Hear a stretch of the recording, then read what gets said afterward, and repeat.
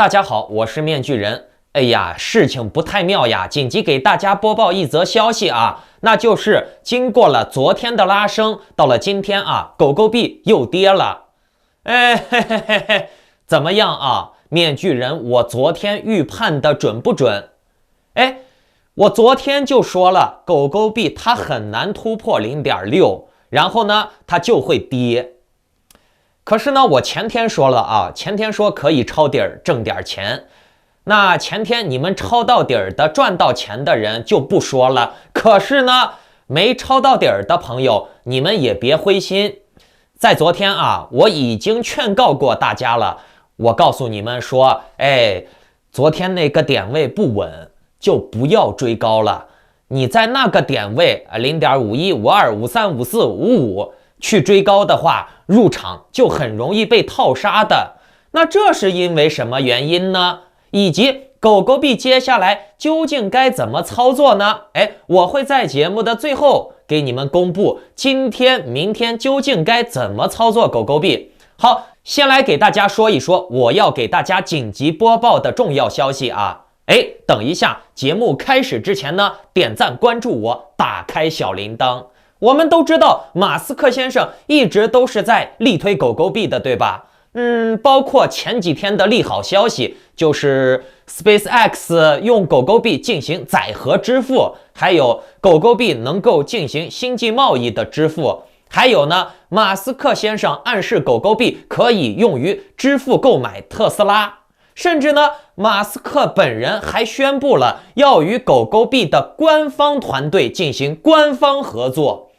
那也正是因为这些消息一经公布呢，则导致了昨天的狗狗币出现了一波行情，从 0.42 涨到了接近 0.58、0.57。可是呢，你们看啊，从昨天到今天一晚上的起起伏伏过去了以后，这个狗狗币它始终都没有办法涨过 0.6。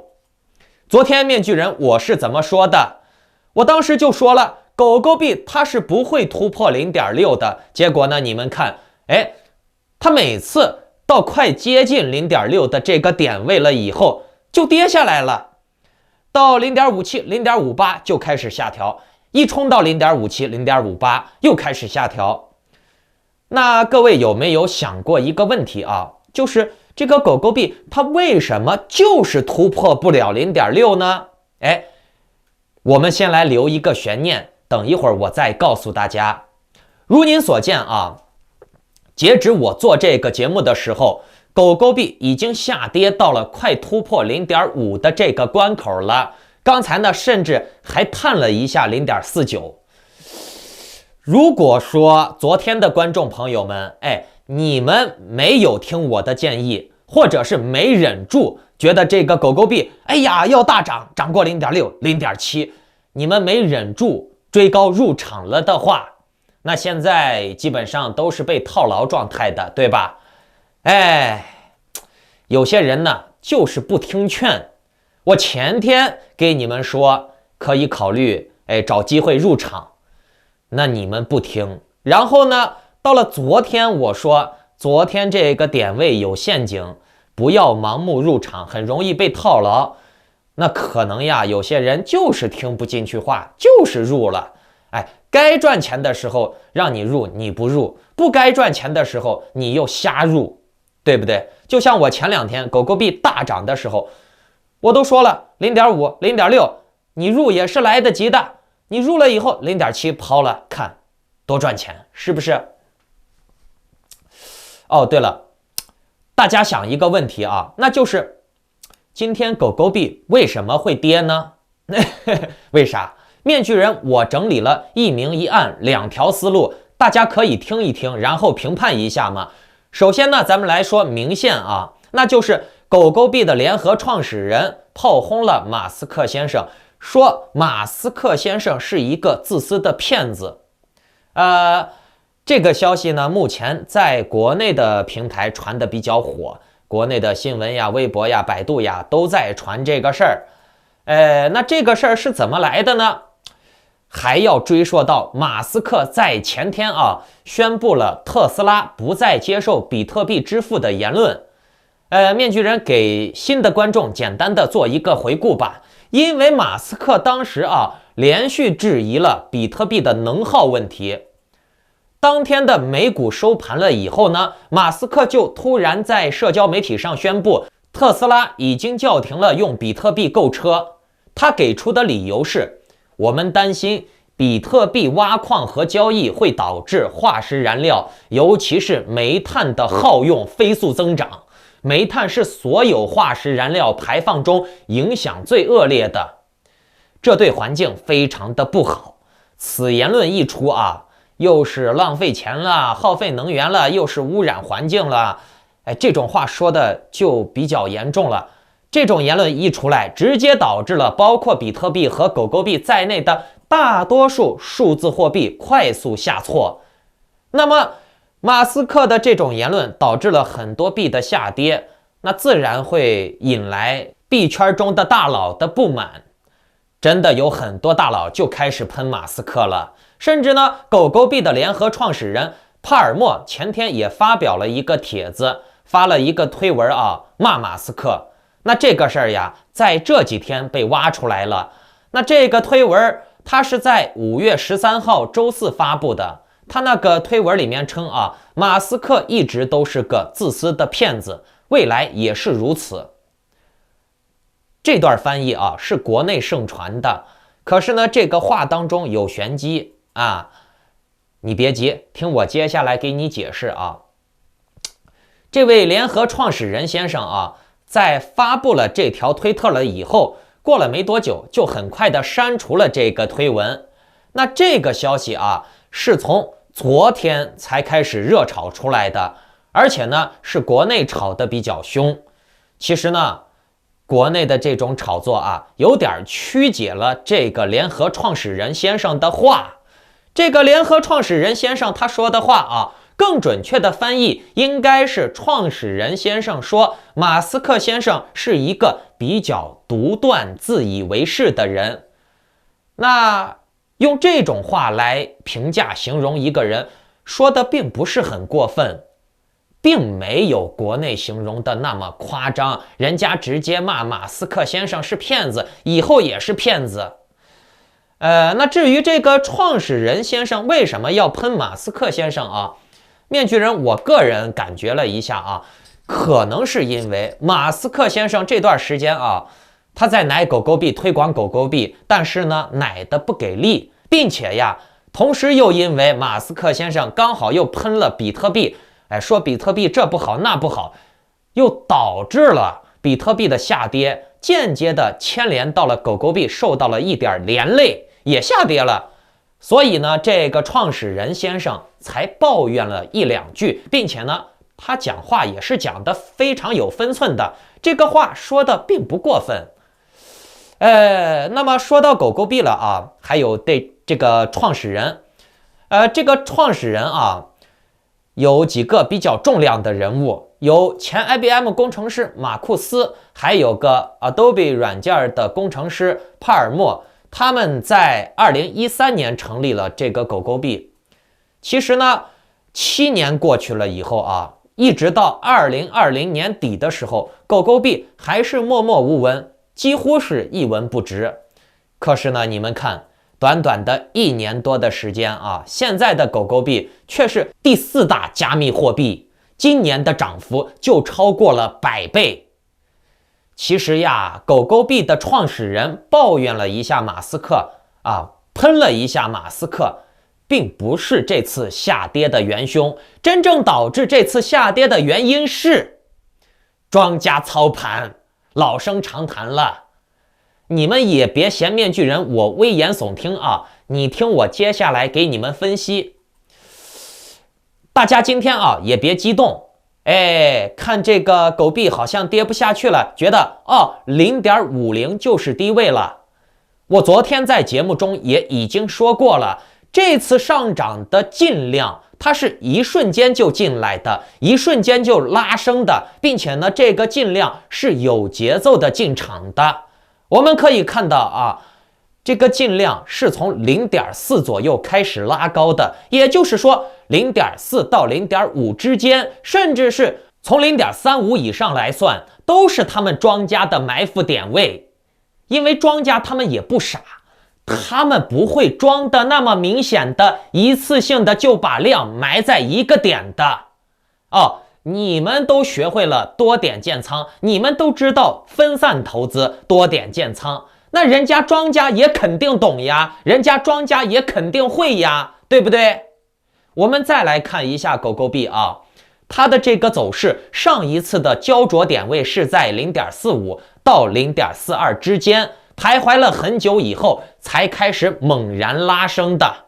其实狗狗币在跌到了0.35的时候，也出现过一次小的猛拉，一个进量，也就是说0.45、0.42、0.35到0.40的这个点位的区间是关键点位、关键区间。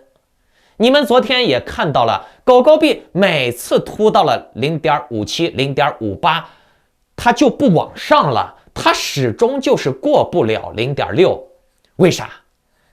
因为这次的进量不足以让狗狗币它过6。如果说你要过6，你就必须得追7，甚至过7到8。为啥？因为你不过新高的话，你仅仅是停留在6或者7之间啊，那你就很容易被高位的人给吃掉解套。为啥？因为狗狗币前段时间势头猛的时候，有要冲$1的那个劲儿的时候啊，有很多人啊，他是在0.6级、0.7级啊入场的，甚至有些人就是追到了最高位0.7级入场的。而且呀，这几个点位又因为单价高，所以呢很容易就会造成散户们的投资资金比较重，投的金额比较大。可是这些人呢，也恰恰就是因为投资的金额重大，所以呢，他们就不容易割肉。就算你狗狗币下跌，他们也是能稳得住气的，他们也是能够扛得住的，不一定会割。那在什么情况下他们才会抛手中的币呢？有2种情况，要么呢就是涨过了他们的心理预期，或者是这个狗狗币它接近于它不赚不亏的情况下，也有很多人会解套，这叫做解套，对吧？可是呢，狗狗币的庄家也不傻呀，他不可能说是我拿钱把这个水推高了以后，我超过了0.6，我就给你解套了，让你把我套进去了，我自己成底儿了，对不对？所以呀，狗狗币它就始终不给你突破0.6，甚至呢，他别说是突破0.6了，他连接近0.6都要计算的十分精细，把握的十分准确。为啥？因为有些人啊，他可能看你接近到他那个点位了以后，他心里面一谨慎，想到涨到这个位置了，算了，我少赚一点，或者是少亏一点，多亏一点，我赶紧把这个解套出来。就算是你接近到0.58、0.59的时候，都会怂恿很多人，吸引很多人来解套。所以呢，这些庄家不傻，他们计算这个盘子啊，该推到什么点位，都计算的精得很着呢。那么鉴于昨天到今天，其实呀，横盘的时间也不算短了，几乎都已经快达到2天了。所以呢，在这个区间当中呢，也吸收了相当大的一部分人追高入场的。很多人看这个盘子啊，马上要到0.6了，会觉得现在是我入场的好机会，这是一波行情，我再不入的话，那就赶不上这个狗狗币的发财浪潮了。也有很多人呢，他是有这个抄底儿的心的，可是呢，他始终就是看狗狗币，就是跌不过0.5，就是跌不过0.5，然后呢，扑通怦然心动，觉得看来跌不下去了，我得赶紧建仓补仓，然后呢，在0.5的这个点位或者0.5以上就给建仓补仓了。面具人，我想说，你们这些人啊，如果在这个时候啊进去了，看，你们就往明天或者后天看吧，真的有好戏呢。哎，正如我所说，横盘了这2天啊，吸收了相当大一部分人在这个 0.5 到 0.6 的区间内追高入场的。那么这批羔羊呢，也是一定要宰的。所以呢，他们这部分入场的人啊，就会被提前埋伏好的 0.35 到34、0.36、37、38、40、41、42这些人把你给抽底儿了，把你给割了。那开头面具人也说了，会在节目最后啊揭晓今天到明天狗狗币的操作究竟该如何去弄，究竟是该不该入场，该不该建仓。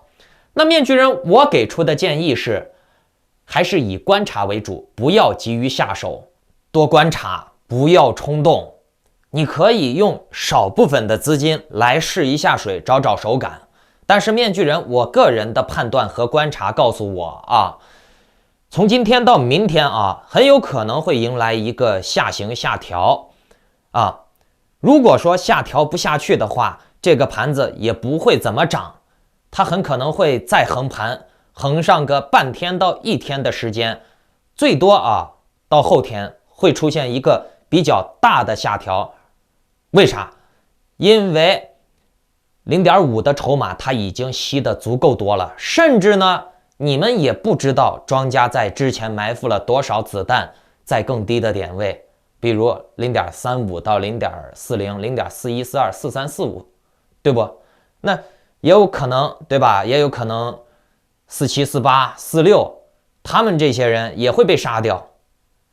是不是呢？我们拭目以待，明天到后天就能见分晓。当然了，如果说你是头铁土豪或者是闲钱多，那你也可以扔进去直接不管了，搞长期投资，对吧？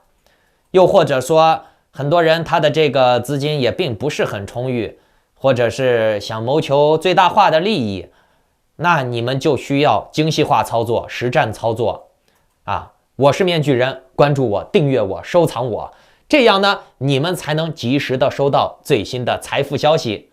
那么这个最新的财富消息究竟有多么的重要呢？大家可以回顾一下我往期的节目啊，我当时在去年就说过，当时国家不是搞了一个什么浮动利率吗？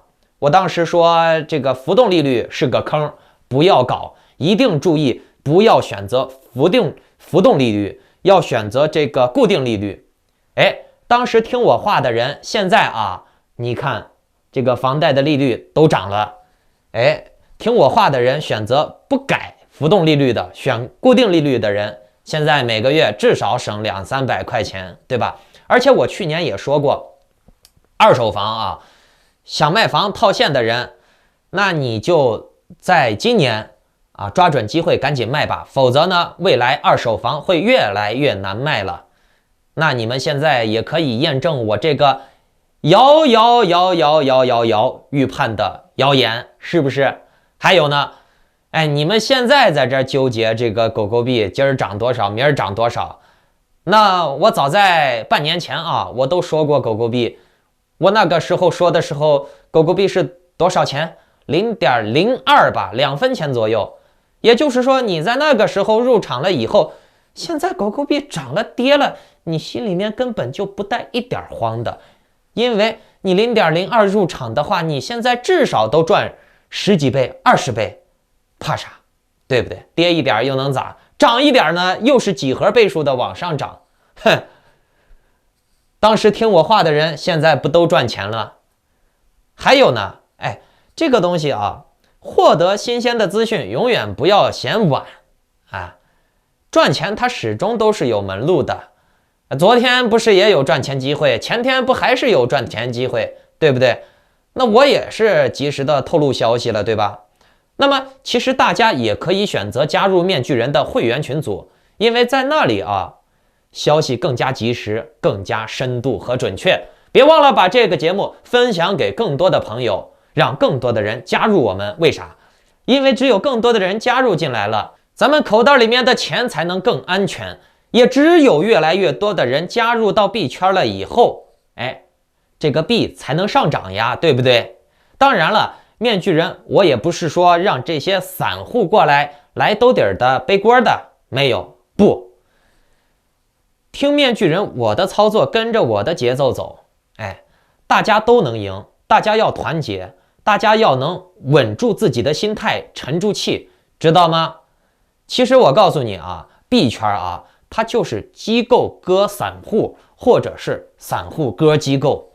当然了，通常情况下来说都是机构割散户，但是呢，你要是够聪明的话，你就能从这个机构手里面卡到油。就像前天这个狗屎币马上上线之前2个小时，我就做节目给大家提醒了一下，对吧？除去币安拔网线的事件啊，大家在开盘的时候抢到了狗屎币以后，在开盘的那10几分钟、20分钟、半个小时内卖掉了以后，都是赚钱的，闭着眼睛赚钱，对吧？所以呢，币圈啊，消息很重要。